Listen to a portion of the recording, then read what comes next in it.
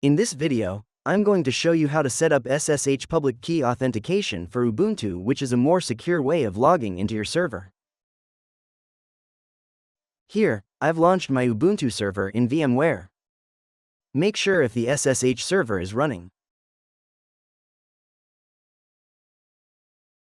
In my Windows machine, I'll use PuTTY to access the server with SSH.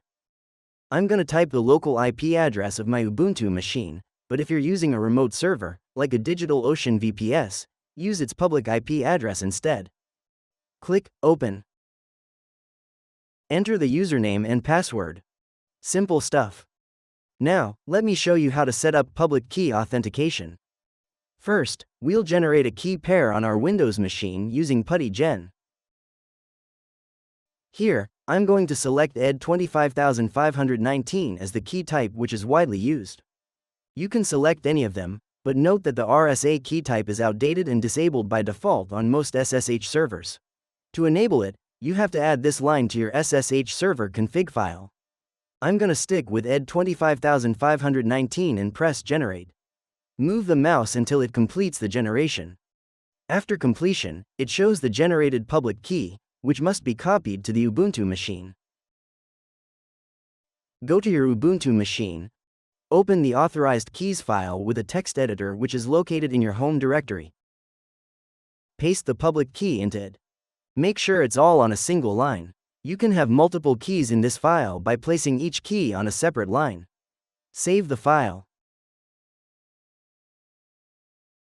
Now, let's get the private key. Before it, you can set a key passphrase for additional security. Click Save Private Key and keep the file in some destination. After that, you can close PuTTYgen. Let's start a new PuTTY session, but this time, we'll connect to the server by providing the private key. Enter your username and server's IP address. Next, go to Connection, SSH, Auth. Click Browse, and select the private key file. You can uncheck Attempt Authentication using PuTTYgen to disable private key caching. That's all. Click Open to initiate the connection. If you set a passphrase earlier, enter it when prompted. Now we are in. That's how you connect to a server using public key authentication.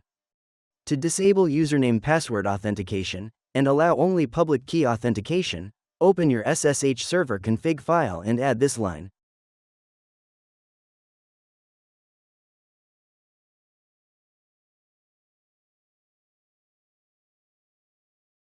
Then restart your SSH server.